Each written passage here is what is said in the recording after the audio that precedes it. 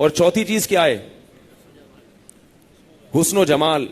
اللہ کا جو حسن و جمال ہے وہ ایسا ہے کہ دیکھو اس کی نشانیوں سے پتہ چلتا ہے کہ اس کا حسن و جمال کیسا ہوگا. اللہ نے اتنا حسن زمین میں پھیلایا, اتنا حسن پھیلایا, تو لوگ اس حسن کو دیکھ کے عاشق ہوتے ہیں. تو جو بنانے والا ہے وہ کیسا ہوگا؟ اس کی میں ایک مثال دیتا ہوں, بات سمجھ میں آئے گی. دیکھو ایک عجیب بات ہے کہ کسی پیغمبر نے بھی اللہ سے یہ مطالبہ نہیں کیا کہ اے اللہ میں تجھے دیکھنا چاہتا ہوں ان آنکھوں سے. یہ مطالبہ محمد صلی اللہ علیہ وسلم نے بھی نہیں کیا, آدم علیہ السلام نے بھی نہیں کیا, عیسیٰ ابن مریم نے بھی نہیں کیا, ابراہیم علیہ السلام نے بھی نہیں کیا, یعقوب علیہ السلام نے بھی نہیں کیا. کسی پیغمبر نے, ہر پیغمبر نے کہا اللہ میں تیری رضا چاہتا ہوں. دنیا میں یہ نہیں کہا کہ اللہ تو اپنا جلوہ کرا دے.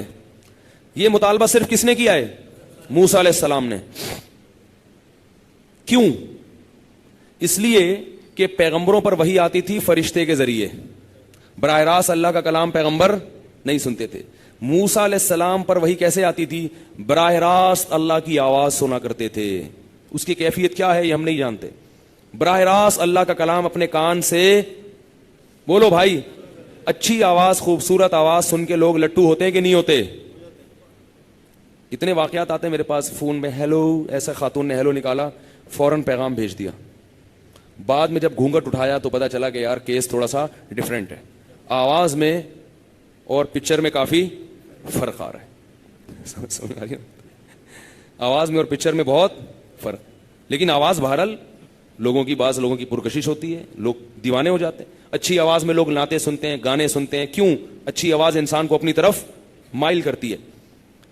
تو جس نے اتنی خوبصورت آوازوں کو پیدا کیا اس کی اپنا کلام اور اپنی آواز کیسی ہوگی؟ ظاہر ہے وہ تو ہم سوچ بھی نہیں سکتے. تو حضرت موسیٰ کس کا کلام سنتے تھے؟ اللہ کا براہ راست. اور اتنا مزہ آتا تھا حضرت موسیٰ کو اللہ کے کلام میں, اللہ سے باتیں کرنے میں, کہ اللہ جب سوال پوچھتے تو حضرت موسیٰ جواب غیر ضروری لمبا جواب دیا کرتے. وہ اکثر سناتا ہوں نا واقعہ. اللہ نے پوچھا یہ تیرے دائیں ہاتھ میں کیا ہے؟ موسیٰ علیہ السلام نے کہا ہی عصا, میری لاٹھی ہے, اتوکل علیہا, اس پہ ٹیک لگاتا ہوں, وہش بہا علی غنمی, بکریوں کے پتے جھاڑ کے کھلاتا ہوں, اور بہت سارے کام, ولی فیہا مآرب اخری. اللہ نے سوال اتنا لمبا تھوڑی پوچھا تھا. موسیٰ نے کو مزہ آیا بھائی, ہے بھائی مزہ آیا کہ اللہ سے باتیں کرنے کا موقع مل رہا ہے. اللہ پوچھ رہے کیا ہے, کہہ رہے ہیں یہ ہے, یہ میری لاٹھی ہے, اور پتے بھی جھاڑتا ہوں. اللہ نے یہ تھوڑی پوچھا کہ کس کی لاٹھی ہے, یہ بتاؤ کہ لاٹھی ہے یا کیا ہے. تو چونکہ موسیٰ کلیم اللہ, اللہ کا کلام براہ راست سنتے تھے, تو اللہ کے کلام کی لذت سے پہ عاشق ہو چکے تھے. اور جب انسان کسی کے کلام پہ عاشق ہوتا ہے تو اس کو دیکھنے کی خواہش ہوتی ہے کہ وہ دیکھنے میں کیسا ہوگا, کیونکہ کلام میں اتنا حسن ہے. اگر دیکھنے میں بھی حسن ہوا تو وہ تو پھر ناقابل برداشت ہے.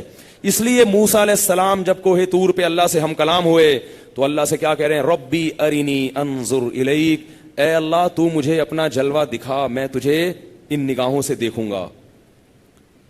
کوئی اور پیغمبر یہ مطالبہ کر ہی نہیں سکتے تھے, کیونکہ ان کو پتا تھا کہ ان آنکھوں سے دنیا میں اللہ کو دیکھنا ممکن نہیں ہے. حضرت موسیٰ کیوں کر رہے ہیں؟ ان کو بھی مسئلہ معلوم تھا, لیکن برداشت سے باہر ہو گیا معاملہ کہ اللہ ممکن ہے نہیں ہے مجھے نہیں پتا, میں تو دیکھوں گا, مجھ سے نہیں رہا جا رہا اس کے بغیر.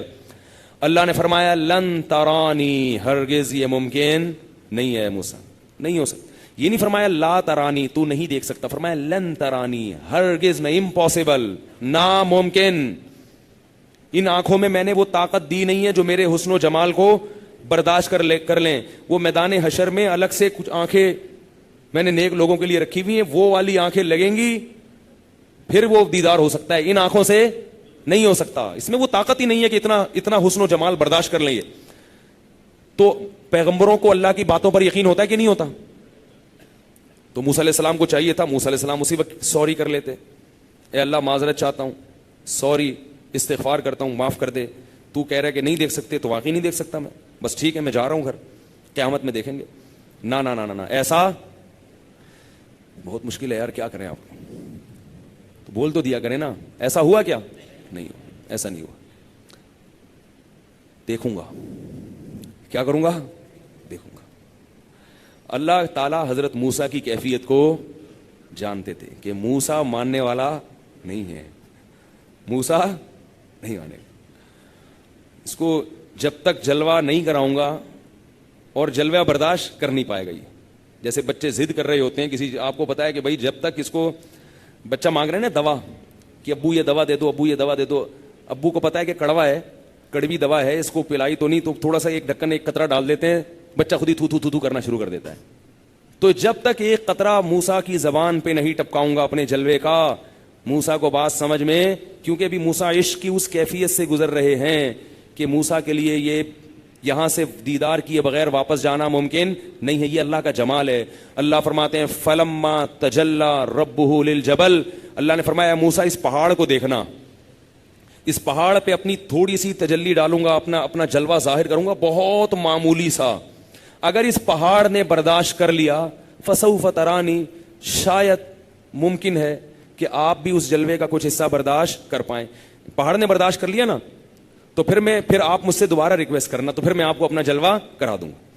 اور پہاڑ برداشت نہیں کر پا رہا تو جو پتھر کا چٹان ہے, تو اے موسیٰ تمہارا دل کیسے برداشت کرے گا اس کو. فلما تجلی ربہ للجبل, اللہ فرماتے ہیں پہاڑ پر اللہ نے اپنی تھوڑی سی تجلی ڈالی ہے, جعلہ دکا, پہاڑ پھٹ کے ریزہ ریزہ ہو گیا.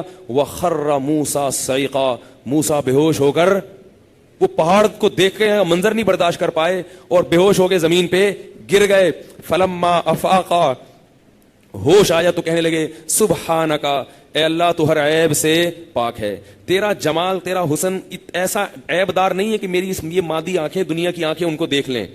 اگر میں اس کو برداشت کر لوں اس کا مطلب تیرے حسن میں کمی ہے, دنیا میں یہ برداشت نہیں ہو سکتا. سبحانک, تو اس عیب سے پاک ہے. تبت الیکا, میں توبہ کرتا ہوں, میں نے تجھ سے کیسا مطالبہ کیا تھا, اب توبہ کر رہے ہیں. اللہ کو پتا تھا پہلے نہیں کریں گے توبہ. پھر اللہ نے کیا فرمایا, یا موسیٰ انی اصطفیتک علی الناس برسالاتی وبکلامی, اے موسیٰ اب دوبارہ مجھ سے دیدار کا مطالبہ نہ کرنا, اب جو کرنے کے کام ہے وہ کر, دنیا میں جو تیرے ذمہ لگا رہا ہوں وہ کر. یہ دیدار کب ہو جائے گا؟ خواہشات پوری ہونے کی جگہ کون سی ہے؟ آخرت ہے, وہاں یہ تیری خواہش پوری ہو جائے گی.